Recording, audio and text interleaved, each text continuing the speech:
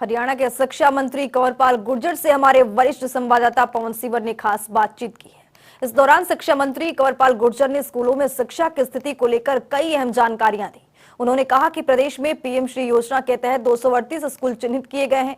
इन स्कूलों में केंद्र सरकार की ओर से सारी सुविधाएं दी जाएंगी। इसके साथ ही शिक्षा मंत्री ने कहा कि जल्द ही 19,000 शिक्षकों की भर्ती जल्द पूरी की जाएगी। वहीं शिक्षा मंत्री कंवरपाल गुर्जर ने कहा कि पर्यावरण को लेकर भी छात्रों को पेड़ लगाने की योजना शुरू की गई है। सुनिए क्या कुछ कह रहे हैं कंवरपाल गुर्जर। हरियाणा के स्कूलों में शिक्षा की व्यवस्था पर बातचीत करने के लिए मेरे साथ हरियाणा के शिक्षा मंत्री कंवरपाल गुर्जर मौजूद हैं। सर, हाल ही में एक और नई केंद्र सरकार की योजना है पीएम श्री योजना। इसके तहत हरियाणा में भी कुछ स्कूल जो है वो खोले जा रहे हैं। किस तरह से ये योजना काम करेगी सर, कितने स्कूल खोले जा रहे हैं? अभी नई शुरुआत है ये, और इसमें एक ब्लॉक में 2 स्कूल हैं। नॉर्म जो है वो केंद्र सरकार ने इसके तय किए हैं। उन नॉर्मों पे जो भी स्कूल उस पर पूरा उतरेंगे, तो ऐसे 2 स्कूल एक ब्लॉक में, यानी कि पूरे हरियाणा में 238 स्कूल जो उन्होंने चिन्हित करेंगे, और उनमें उस प्रकार की सारी सुविधाएं केंद्र सरकार की तरफ से दी जाएंगी। यानी जो केंद्र के जो मानक है, जो एक नियम तय किए गए हैं, उन नियमों के आधार पर जो राज्य और केंद्र के बीच में जो समन्वय बनेगा, उसके आधार पर स्कूल चिन्हित होंगे। हाँ, बिल्कुल बिल्कुल। ये हमारे अधिकारी भी और उनके अधिकारी भी इसके जो नियम मानक तय किए गए हैं उसके आधार पर स्कूलों का चयन करेंगे और उन स्कूलों को उसके तहत काम करेंगे। इससे पहले भी सर संस्कृति मॉडल स्कूल हरियाणा की पहचान बने हैं, और प्रदेश में संस्कृति मॉडल स्कूलों में दाखिलों को लेकर एक तरह से लोगों में ये रहता है कि संस्कृति मॉडल स्कूल में हमारे बच्चे का दाखिला हो। तो ये संस्कृति मॉडल स्कूल जो है वो अभी कितने हैं सर, और उनमें क्या जो टीचर्स की जो बात थी, जो स्टाफ है, वो इंटरव्यू बेस्ड और लिखित एग्जाम बेस्ड जो प्रक्रिया चल रही थी वो पूरी कर ली गई है? देखिए, अब आज की डेट में लगभग उनमें सारा स्टाफ पूरा है, और हमने उसके टेस्ट लिए, और टेस्ट लेने के बाद जो उसमें मतलब उस कैटेगरी के चुने गए, जो मतलब ये नहीं कि उसमें पास हुए या उसको उस कैटेगरी में चुने गए, तो उन सारे टीचरों को चुन के उन जो संस्कृति मॉडल स्कूल है उनमें भेजने का काम किया। और आज की डेट में लगभग मैं कह सकता हूँ कि 90% टीचर जो है हमारे पूरे हैं इन सारे स्कूलों में। कितने संस्कृति मॉडल स्कूल है सर, और भी खोलने का विचार था, उस पर भी आगे बढ़ेंगे? देखिए, अभी 138 स्कूल जो है हमारे संस्कृति मॉडल स्कूल हैं। माननीय मुख्यमंत्री जी ने 500 स्कूल और खोलने की घोषणा की है, और जल्दी वो स्कूल भी हम खोलने वाले हैं। आज भी हमने बैठक की थी, और इनमें किसी भी प्रकार की कोई कमी ना रहे, इसके लिए हमने स्पेशल इस पर गौर कर रहे हैं, ताकि जल्दी जो भी कोई छोटी मोटी कमी अगर कहीं किसी प्रकार की रही, ताकि उसको हम पूरा कर लें, और आने वाले टाइम में जो माननीय मुख्यमंत्री जी ने घोषणा की है 500 स्कूल खोलने की, उस पर जल्दी हम अमल करें। और सरकारी स्कूलों में सर इंफ्रास्ट्रक्चर है या फिर जो जरूरी जो सुविधाएं हैं, चाहे वो शौचालय की है या अन्य सुविधाएं हैं, उसको लेकर पिछले दिनों एक फैसला हुआ था कि 25 लाख रुपए तक की राशि स्कूलों में सीधा जो है वो सरकार देगी।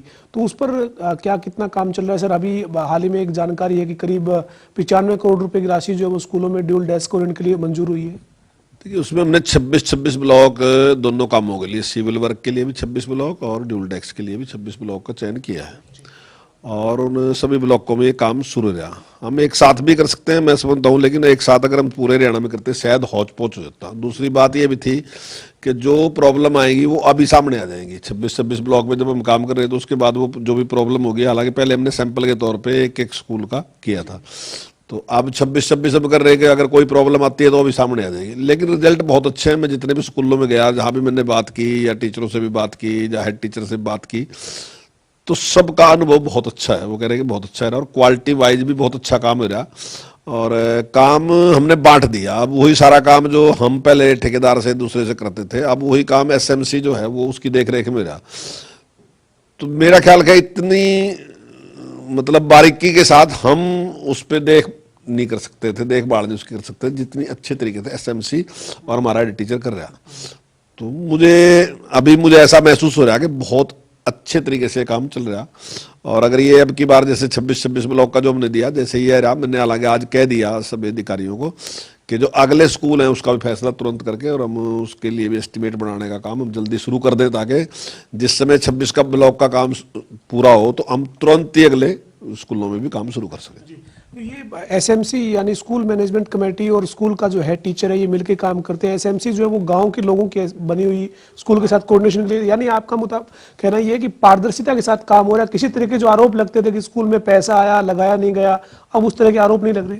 नहीं नहीं, बिल्कुल पारदर्शिता के साथ है। और क्योंकि स्कूल मेरे गांव का है, मैं उस गांव का एसएमसी में हूँ, तो मेरा भी इंटरेस्ट रहता है। और जब जो जितने लोग हैं सारे के सारे चाहते हैं कि भाई अच्छा काम, अच्छे से अच्छा काम होना चाहिए, तो निश्चित तौर से वो काम की क्वालिटी भी अच्छी आएगी।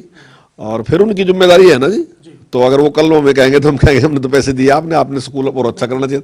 और वो इस भावना के साथ ही काम कर रहे हैं कि हमने अच्छे से अच्छा काम करना। तो मुझे पूरी पूरी उम्मीद है कि बहुत अच्छा ये सारा कुछ रहेगा। ये आपके मुताबिक जो सरकारी स्कूलों में इंफ्रास्ट्रक्चर को लेकर सवाल उठते थे, ये कहते थे कि बैठने के लिए ड्यूल डेस्क नहीं है, या फिर शौचालय नहीं है, या फिर साफ सफाई नहीं है।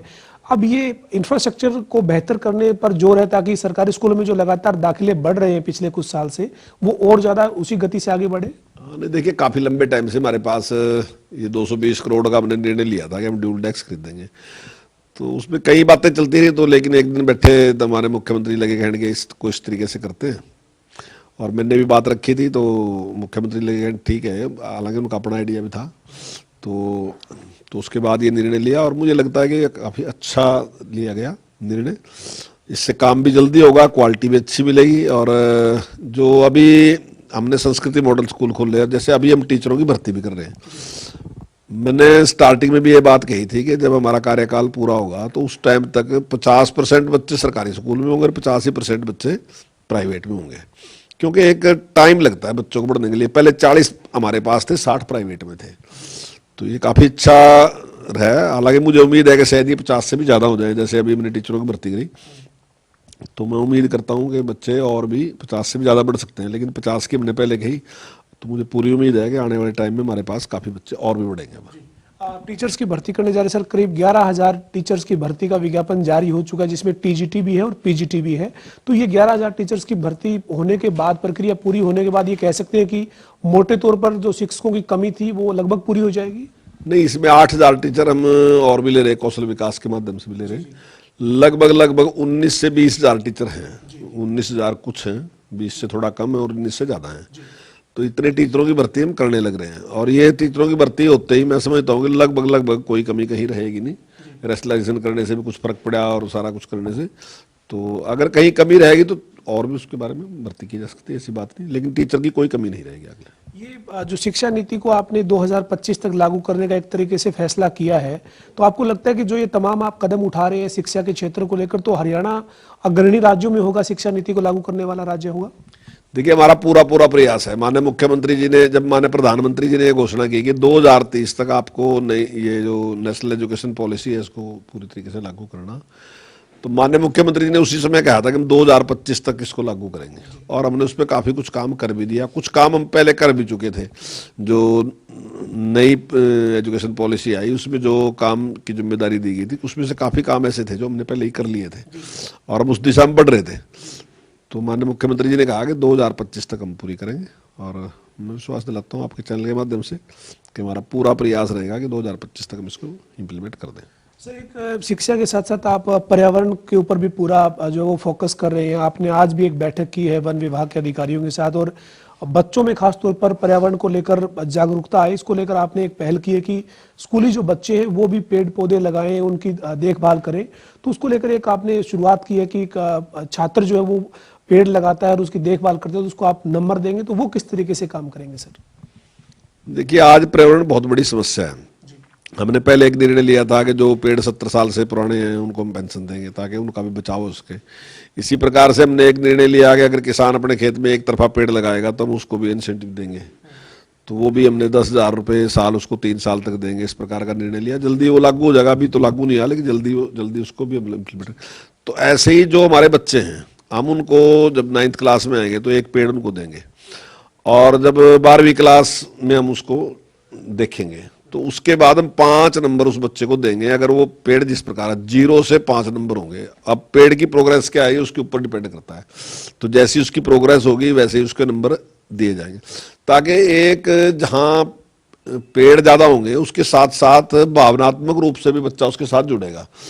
हम चाहते हैं कि जो आने वाली जो हमारी जो पीढ़ी है वो जागरूक होनी चाहिए इस सारे मामले की तरफ ना जी। उसका भावनात्मक लगाव जो है वो पेड़ के साथ होना चाहिए। मुझे ऐसा लगता है कि मैं ऐसा समझता हूँ कि जब तक ये भावनात्मक लगाव नहीं होगा तब तक समस्या का समाधान हो नहीं सकता।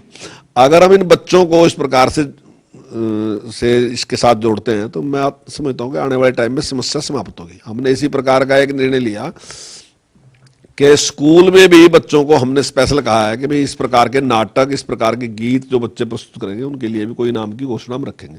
जल्दी हम उसकी भी एक घोषणा कर देंगे और जो भी बच्चे इस प्रकार का जो स्टेट में फर्स्ट आएगा, सेकंड आएगा, थर्ड आएगा, जिले में भी जो कि फर्स्ट सेकंड थर्ड होगा और उसके अलावा भी और कुछ भी रखेंगे, तो जो इस प्रकार के नाटक प्रस्तुत करेंगे तब उसको हम कुछ ना कुछ इनाम देंगे ताकि लोगों में इसके प्रति जागरूकता है। बहुत शुक्रिया से बातचीत के लिए सर। हमारे साथ हरियाणा के शिक्षा एवं वन मंत्री कंवरपाल गुर्जर थे, जो कह रहे हैं कि प्रदेश में स्कूलों में इंफ्रास्ट्रक्चर को बेहतर करने के लिए तमाम कदम उठाए जा रहे हैं और इसके साथ साथ स्कूल के जो छात्र हैं उसमें पर्यावरण को लेकर जागरूकता आए, इसके लिए भी कदम उठाए जा रहे हैं। और एक योजना शुरू की है, जो 9वीं क्लास का छात्र होगा उसे एक पेड़ दिया जाएगा और 12वीं क्लास तक जब वो स्कूल में रहेगा उसके बाद उसका मूल्यांकन होगा, उसके जो उसको पेड़ मिला था उसकी स्थिति क्या है, उसके बाद उसे 0 से लेकर 5 अंक तक उस पेड़ की स्थिति के हिसाब से उसको दिए जाएंगे। तो ये पहल पर्यावरण के लिहाज से की गई है। वीडियो जर्नलिस्ट विजेंद्र सिंह के साथ पवन सिंह, जनता टीवी, चंडीगढ़।